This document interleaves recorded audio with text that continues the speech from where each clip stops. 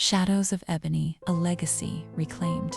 In the sweltering summer of 2002, in the heart of Atlanta's Vine City neighborhood, 7-year-old Aaliyah Jackson learned the bitter truth about love's fragility.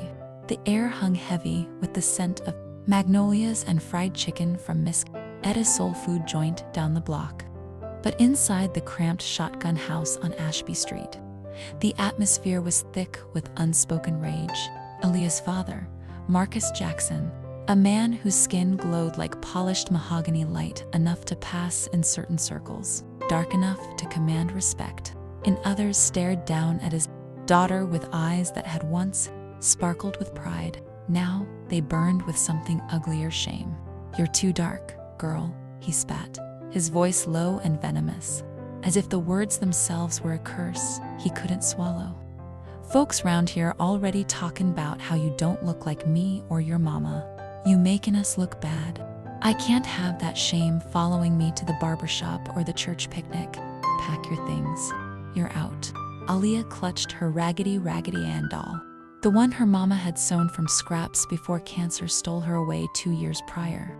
At 7, the world was still a place of hopscotch chalk on sidewalks and cool aid stands under the fire hydrant spray. She didn't fully grasp the weight of color, that invisible line drawn by slave ships and Jim Crow laws, etched deeper by family feuds and societal sneers. But she felt it like a slap. Her skin, the rich ebony of midnight skies over the Atlantic, was suddenly a crime. Marcus shoved a plastic bag into her tiny hands, 2 changes of clothes, a half-eaten peanut butter sandwich, and $5 crumpled like his resolve. The screen door slammed behind her, the echo chasing her into the dusk. That night, Aaliyah slept under the stars on a park bench 2 blocks away, her doll as her only sentinel. The city's hum sirens wailing like lost souls. Bass thumping from lowriders cruising MLK Boulevard lulled her into fitful dreams. By morning, hunger gnawed at her belly, sharper than the chill of abandonment. She wandered the streets, a ghost in pink sneakers, dodging the pitying glances of neighbors who knew better than to interfere with Marcus Jackson's iron-fisted pride. Word spread like wildfire through Vine City. Marcus threw out his own blood, 'cause she too black. Man must be loose in it. But no one knocked on his door. No one scooped Aaliyah up. In the American South, family secrets festered like untreated wounds, and child services, they were a myth in overworked districts like Fulton County. Aaliyah became one of the invisible ones, the throwaways, as the street kids called them. She scavenged for food behind dumpsters at the Waffle House, trading smiles for scraps of grits and bacon. At night, she huddled in abandoned lots, whispering stories to her doll about a mama who waited in heaven with arms wide open. High school hit like a freight train. Leah transferred to North Atlanta, a sprawling magnet school where ambition crackled like electricity. She was the kid in oversized hand-me-downs, lugging a backpack stuffed with dog-eared sci-fi novels and code printouts. Bullies zeroed in quick. Midnight special. Too dark to see. They'd jeer in the cafeteria. Leah fired back with wit sharper than a switchblade. "Y'all mad 'cause I absorb all the sun you wish you could." But inside, the wounds reopened. Dates? Forget it. Boys chased the exotic, light-skinned girls, the ones who could pass at family reunions. Leah buried the hurt in code, building her first apo-simple game called Shadow Quest, where dark-skinned avatars unlocked powers by embracing their shade. At 15, opportunity knocked in the form of Dr. Alina Vasquez, a fierce Afro-Latina professor from Spelman College who volunteered at the school's STEM club. Alina caught Leah debugging code during lunch, her brow furrowed in concentration. "What's this?" "A visibility simulator for underrepresented coders." Elena's eyes lit up. Leah explained. Her app mapped invisibility in algorithms. How facial recognition tech failed. Black faces, especially darker ones. It was born from frustration. She'd tested free photo editors that washed out her skin to a ghostly pallor. Alina mentored her, connecting Leah to hackathons and scholarships. You're not just coding, Mia, you're rewriting the rules. The breakthrough came at the Atlanta Tech Fest in 2010. Leah pitched Ebony, an AI-driven platform that trained algorithms on diverse datasets, ensuring tech didn't erase Black and brown faces. Her demo, a virtual mirror app that celebrated skin tones with AR filters, deep ebony halos, mahogany glows, obsidian sparkles. The crowd, VCs in crisp suits, tech bros nursing IPAs, leaned in. A grizzled investor from Silicon Valley, fresh off a flight from Sand Hill Road, slipped her his card. Kid, you've got fire. Let's talk seed money. Leah's empire ignited from there. With Elena's guidance and a $50,000 grant from the Thurgood Marshall Scholarship Fund, she dropped out of high school, GED in hand, to go full-time. Ebony Code launched as a beta in 2011, targeting beauty brands and social media filters. Black influencers, tired of peach fuzz defaults. By 17, partnerships rolled in. A Reel for shade-matching tech. Instagram for inclusive AR lenses. Leah moved into a co-working space in Midtown. Her team, a ragtag crew of coders from HBCU's Howard, Morehouse, Spelman. They coded through nights fueled by sweet tea and Whataburger runs, laughing over bugs named after colorist exes. Hustle turned to empire.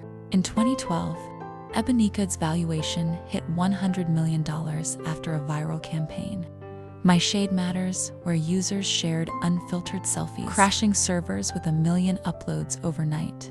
Forbes dubbed Leah the Midnight Maven, her face unapologetically ebony. Coil's wild and free gracing covers from Essence to Wired. She bought Ruth, a bungalow in East Point, complete with a garden for heirloom tomatoes. You, my real mama, Leah whispered, tears streaking her cheeks as Ruth unpacked. But success's shadow loomed. Paparazzi, hounding her for the abandonment story. Therapists unpacking daddy issues in hushed Atlanta sessions. Leah armored up, channeling pain into purpose. Her TED Talk at 18, coding out the color line, garnered 50 million views, sparking global conversations on AI bias. By 19, Ebonicode expanded into Shade Scholars, a VR platform teaching coding through Afrofuturist worlds. Wakanda-inspired realms where dark-skinned heroes built empires from vibranium code. Schools from Compton to Brooklyn adopted it, closing the digital divide one lesson at a time. Investors salivated. A Series B round valued the company at $500 million. Leah, now a fixture at SXSW in Davos, wore custom designs from Black couturier's bold prints, echoing kente cloth, heels clicking like justice on marble floors. She dated sparingly a quiet jazz musician from New Orleans who saw her soul, not her stats, but poured her heart into her Leah's Lights Foundation, funding shelters for thrown-away girls like her. The pinnacle arrived on a crisp October morning in 2015, her 20th birthday. Ebonicode went public on the NASDAQ, shares skyrocketing 300% on launch day. Leah rang the bell in a tailored pantsuit of iridescent black silk, her team cheering from the floor. By close, her net worth eclipsed $1.2 billion. Champagne flowed at the afterparty in Buckhead, toasts echoing to Leah Jackson. Billionaire at 20, proof that the darkest nights birthed the brightest stars. She smiled for the cameras, but inside, a hollow ache persisted. Marcus, the man who deemed her unworthy, where was he now? Whispers from Vine City reached her months earlier. Marcus, felled by diabetes and regret, rattled around the old shotgun house alone. His barbershop gig dried up after the recession. Pride kept him from welfare lines. Leah's rise, he'd seen it on the corner store TV, her face larger than life, and wept into his whiskey. No calls, no letters, just silence, thick as Georgia clay. Leah decided it was time, not for revenge. She flew private from her Buckhead penthouse to the old neighborhood. her Tesla purring up Ashby Street like a panther, returning to the pride. The house sagged wearier, now peeling paint, weeds choking the porch. She knocked, heart thundering like bass at a trap concert. The door creaked open, and there he was, Marcus Jackson. 62 and shrunken, his once proud frame bent, eyes milky with cataracts. He blinked, recognition dawning slow as sunrise. "Leah, that you, baby girl?" She stepped inside, the scent of mildew and mothballs assaulting her. The living room was a time capsule, faded photos of her mama on the mantle, a worn Bible on the coffee table. Marcus shuffled to a sagging armchair, gesturing weakly. "Sit, E. I ain't expecting this." Leah perched on the edge of the couch, her billionaire poise cracking like thin ice. "You threw me out at 7, Daddy, for my skin, said I shamed you." The words hung, raw and unfiltered. 20 years of therapy distilled into one breath. Marcus's hands trembled, liver spotted and veined. He stared at the floor, scuffing his slippered feet. "I was a fool, Leah. Angry at the world lost your mama. Losing jobs to them light-skinned boys who talked proper. Saw my reflection in you, too dark for the American dream they sold me. Thought if I cut you loose, it'd save me. But it hollowed me out." Tears carved tracks down his cheeks, dark as hers. "I watched you on that TV building worlds I couldn't dream. So damn proud. But I ain't deserved to say it." Silence stretched, heavy as the humid air outside. Leah's mind flashed, the park bench chills, Jamal's ghost, Ruth's hymns, the code lines that saved her. She could walk away, let karma's ledger balance, but something deeper stirred forgiveness. Not for him, but for her own chained heart. "You broke me, Daddy, but I rebuilt stronger." Ebony code. It's for every girl you and folks like you tried to erase. We're coding the future where shade ain't a sin. Marcus reached out, his hand hovering. "Can you forgive an old man? I got nothing left but these walls and memories." Leah took his hand, calluses meeting silk. "Forgiveness ain't free, but it's mine to give. I'll fix this place up, get you doctors, not cause you deserve it, but cause I'm done carrying your hate." She pulled him into an embrace, his sobs muffled against her shoulder. For the first time, their skins beneath and mahogany melded without judgment. Outside, Atlanta pulsed on, traffic humming on the downtown connector, laughter spilling from barbecues. Leah emerged into the golden hour, the weight lifting like fog over the Chattahoochee. She wasn't the scared 7-year-old anymore. She was Aaliyah Jackson, billionaire, visionary, daughter of shadows turned light, bearer. And in reclaiming her past, she'd illuminated a path for legions more. As she slid into her Tesla, phone buzzing with board meeting alerts, Leah glanced back at the house. Marcus waved from the porch, frail but standing taller.